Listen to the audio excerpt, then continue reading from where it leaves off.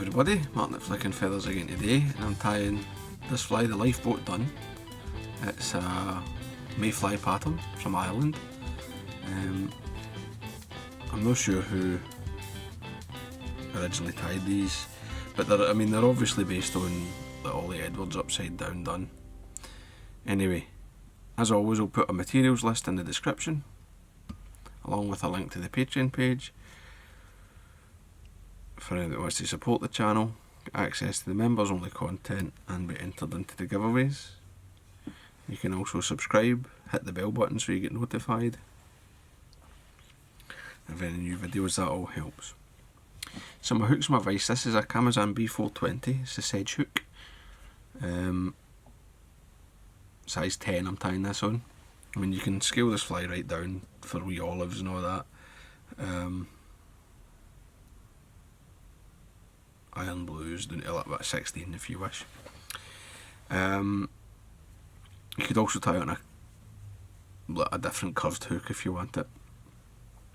So I'm running on some Uni 8/0 and olive, and I'm coming right round the bend a good bit.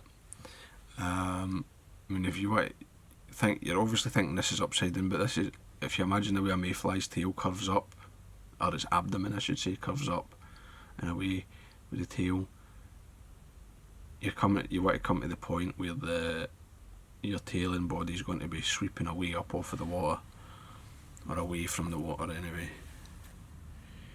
We're tying my tail. I'm using golden pheasant tail rather than the ordinary pheasant tail for this. It's a bit more durable. It's quite nicely marked as well. Grabbed, I don't know, 5 or 6 fibres here. Always tie in, I mean, don't just go for 3 because they do break when you catch a fish. Tail length, just maybe the length of the hook, something like that. Catch this in with a turn, 2, and then I'm going to get my rib, and I'm using oval gold tinsel, small.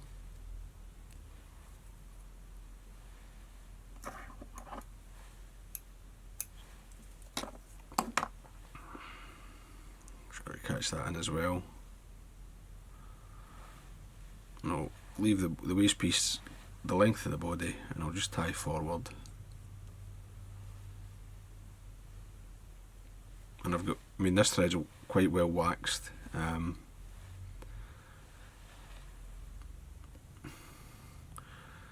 waxed a couple of feet of it so that I could deal with this tying and tie in the wings, and then by the time I get back for the body I should be off the waxed thread. So I'm going to invert the hook to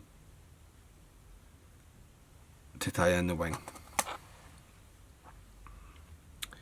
I've got 2 done hen hackle tips here, and I'm going to, I've already stripped them so that the wing length is like got to be like the length of the fly's overall body, so it's sort of in proportion with a mayfly.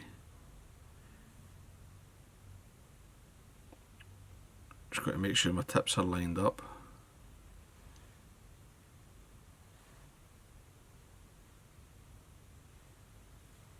And then, because you're tying it around on the underside and the gape side, the natural curve of the feather is away from itself here, right? So I'm holding the wings together, and I'm going to just go in like that from the front so that there's a feather on either side of the hook, right? That makes things much easier when you go to tie these in. So just take them, just take a gathering wrap. You don't even need to pinch and loop, just get them in.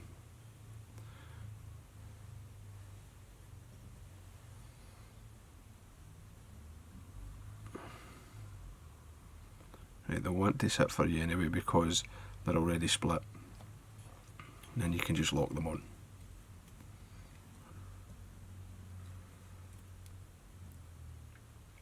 That's fine.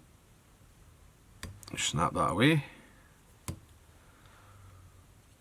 Then I'll come back And now I'm going to just take a lock and wrap in front just to kind of kick them up away from the eye, just so you can see the tie-in point there. And usually you'd be going for a third, but with this fly it's better to be a wee bit further forward, because just with the curved shape it makes it keeps the proportions sort of better.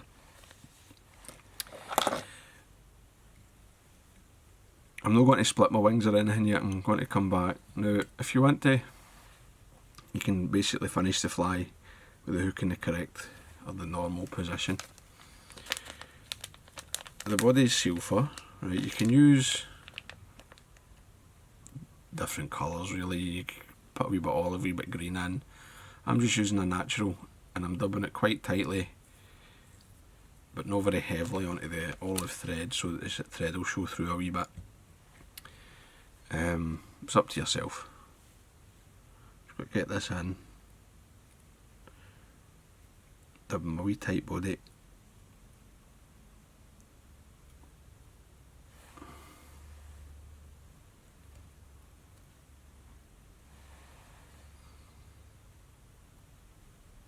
At the front, that's fine. So a wee look. Now I'm going to palmer the body with a Grizzly saddle hackle, and this is slightly undersized. It's probably about more suitable for a 12 if you were tying like a standard dry fly. So we'll take a full wrap at the front, and I'm just going to palmer it back up the body.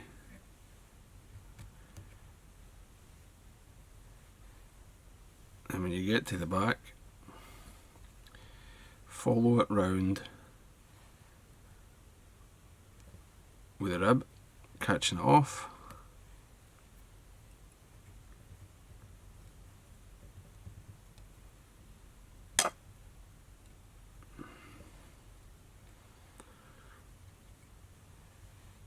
Once you get to the front, catch that in.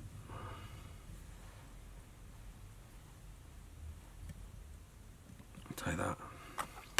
Oops. Old scissors. Trim that away. And then just break that. Now, I'm not going to brush the body. You're not too worried about trapped fibres or anything. I mean, you don't really trap that many, and it's all got to be trimmed under here. The front hackles, it's a mix of golden olive and a green olive I'm using.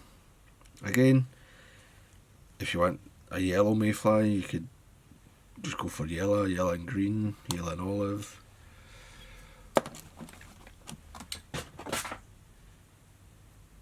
Just you suit yourself.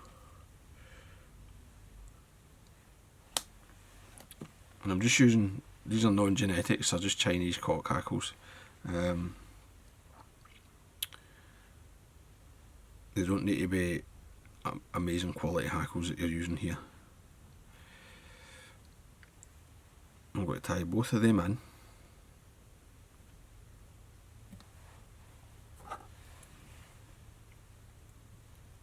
Trim away the stalks.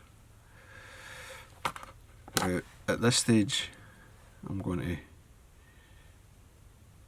separate the wing. Make sure it's well stood up. Now if you don't have a rotary vise, you might actually just want to tie the whole fly like this to save going back and forward. But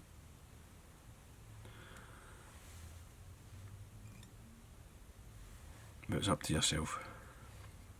So I've split the wing, just a couple of figure 8 wraps through it. You don't need tons of wraps, like a couple of passes is enough. Just hold it, just bring my thread forward. Now these are the biggest of hackles, so I'll use my hackle plier so that you can see.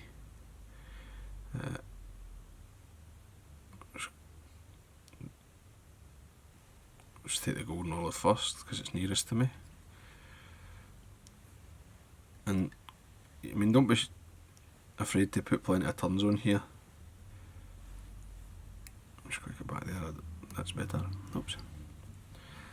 If the hackle pops out the plier, don't worry, just stick it back in. There we go. Because, as I say, you can put a fair amount of hackle on here.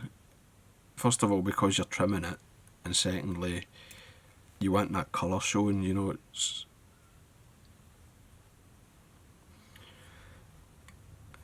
the colour's part of it. So, I don't know, 4 or 5 turns there, but no super tight together.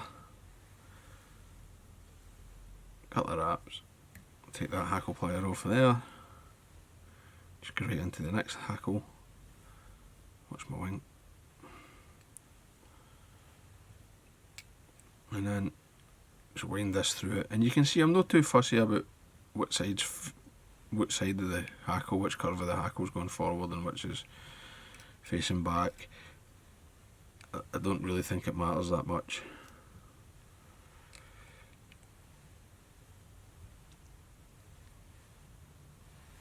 You get to the front, again just catch it off.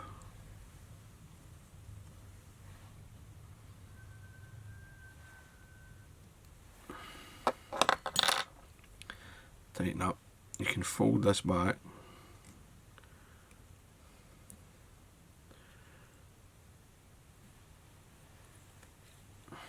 And whip finish.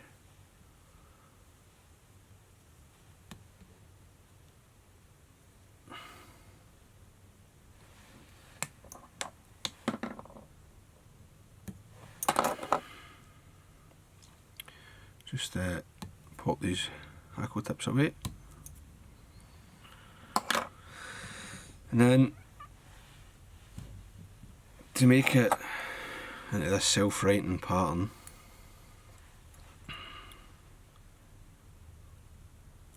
just cut along all the way.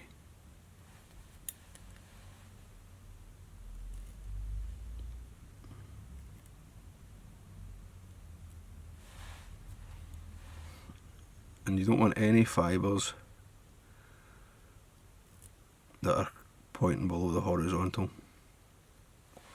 Right, this is the whole point. The reason, I mean, it gets its name because it writes itself.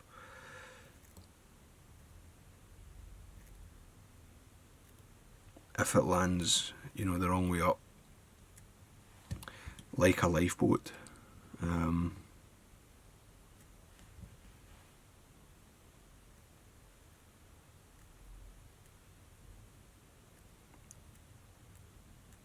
So you might actually have to sort of come onto the side slightly with your cuts.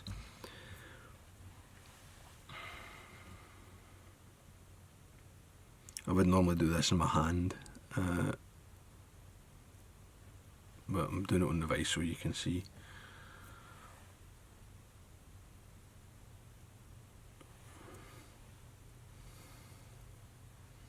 There you go.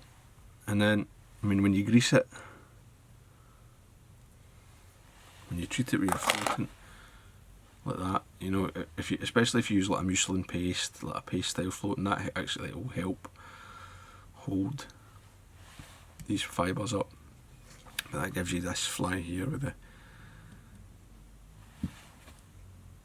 nice wing, shows you a nice wing, a nice tail, gives you a nice footprint on the water, and it's very effective. Now, it's maybe not as good a hooker at times as